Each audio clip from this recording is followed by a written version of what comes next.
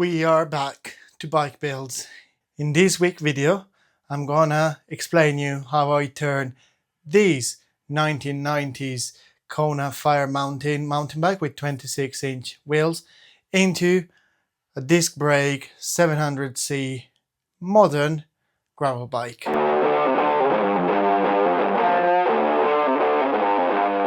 It has been a while since I have done a bike build video walk around, so I want to talk about these. This has been the biggest project so far I tried to achieve.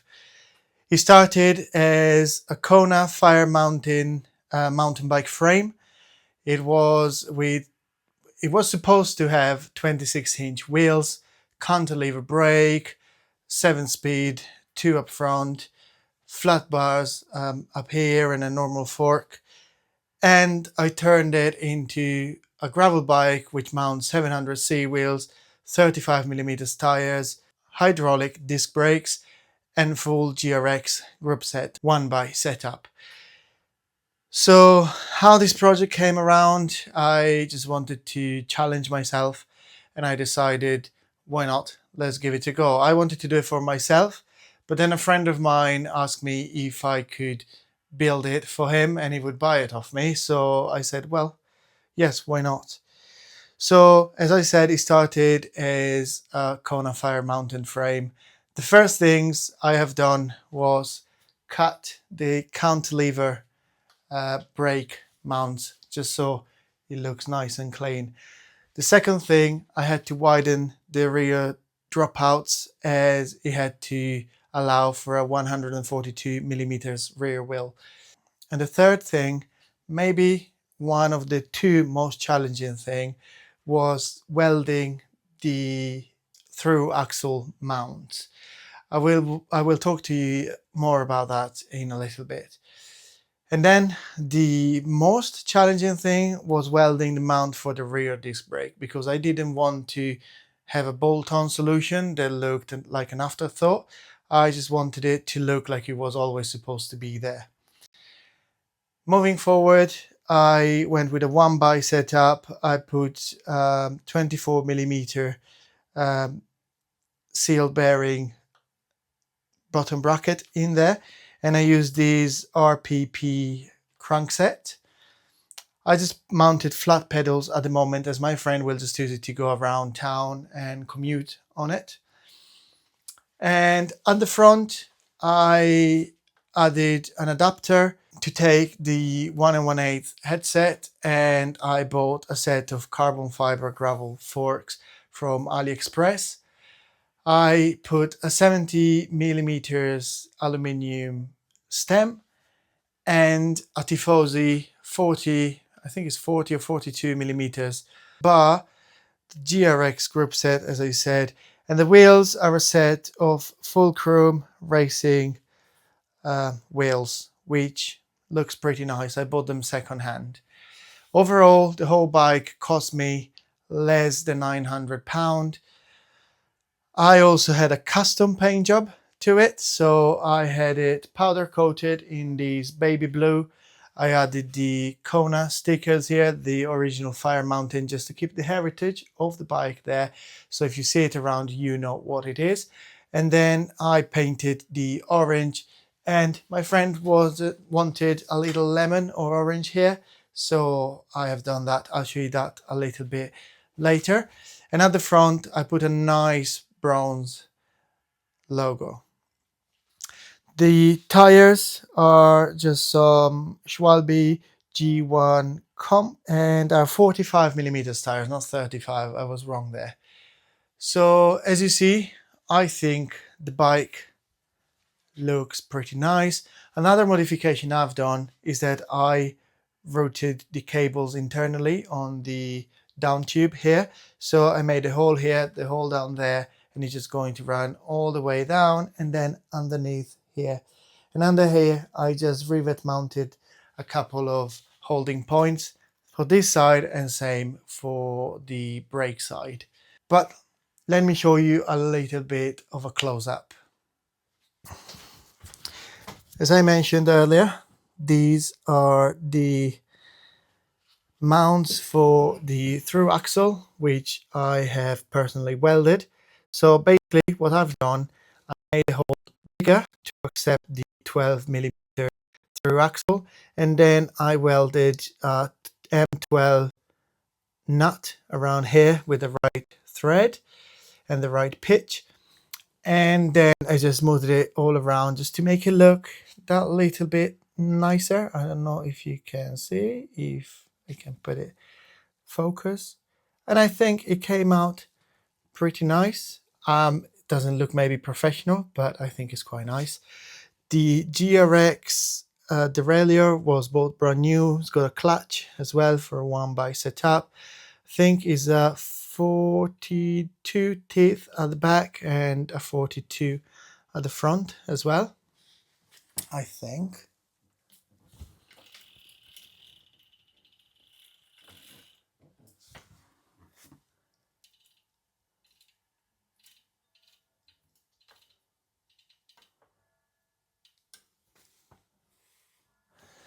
So it has a 11 40 tooth cassette and a 40 tooth chainring at the front. This is the bottom bracket, as you can see it down here. A new Shimano chain, and let me just go around and show you on the other side. Okay, so this is the other side. Again, I have welded a spacer here to accept the 12mm through axle, and I think it looks all right. I did have a bit of a paint chip there, but it happens. And then here are the mounts for the disc brake caliper, which I think it looks quite smart. It doesn't look perfect, but to have it done in my garden with a simple welder, not special tools, I am quite happy with it. These are the cable holder which I used and riveted on in the frame.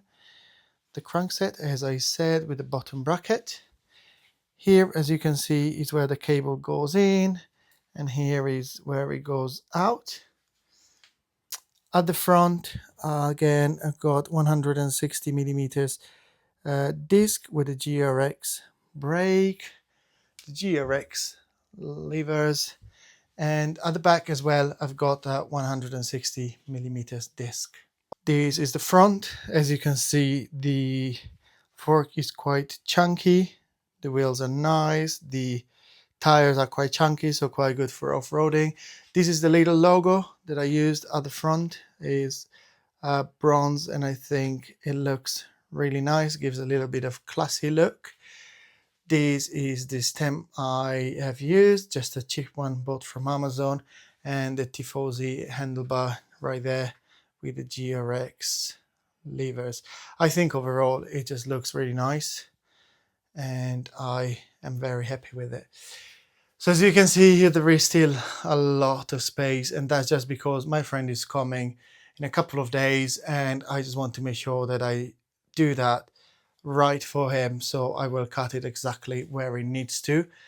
I have used a brand new seat post clamp, and the saddle I've just reused the one that I had on my chock originally from AliExpress, but he's going to have his own saddle.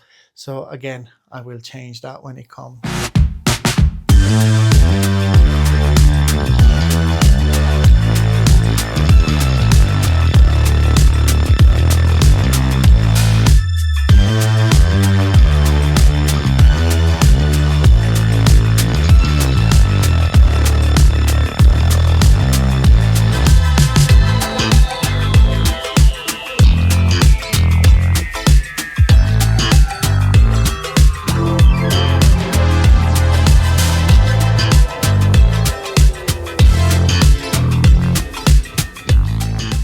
So this has definitely not been my easiest build, especially the rear end of the frame. Cutting the brake mount, drilling a hole, welding on parts, modifying the frame permanently wasn't easy, and it was a little scary, I'm not gonna lie. There was a little bit of a challenge as well down here, where there is a little pit I'll just show you here. So there was a little bit of a challenge down here where there is this little bit. It was straight and it was rubbing onto the tire ever so slightly. So what I've done, I just took a hammer with a round tip and I just hammered it, and now it just follows the profile of the tire quite nicely. As I said, the build wasn't the easiest. It was very challenging. I'm very proud how it turned out, and I hope my friend will like it just as much as I like it. I hope you also like it. Let me know down in the comment what you think about it. The color scheme was kind of based on the Ford GT40 race car, just to go back to the American heritage of the frame. I think it turned out amazing. It's quite unusual. You don't see many of this color on the road, and I think my friend will definitely have some looks and some question asked about this bike. I'm very happy with it. I hope he likes it. I would definitely ride it myself if he wasn't to buy it. And so yes, let me know what you think down in the comment. Let me know if you would have done anything different to this bike. Also, let me know if you would pay £800 for this bike. He's not going to pay me £800. He's a friend of mine. I gave him a friend price and I was going to build this bike anyway. So let me know what you think. Let me know what you like it. I hope you enjoyed this video. It's not very long, but there isn't many other details to talk about. If you got any question about anything, just leave me a comment down below and I'll be happy to answer it. If you haven't done it yet, please subscribe to the channel. It does really help. If you like this video and you want to see more like it, please hit the notification button and you will receive a notification when I publish a new video. And I think for this video, it's all, and I will see you in the next one.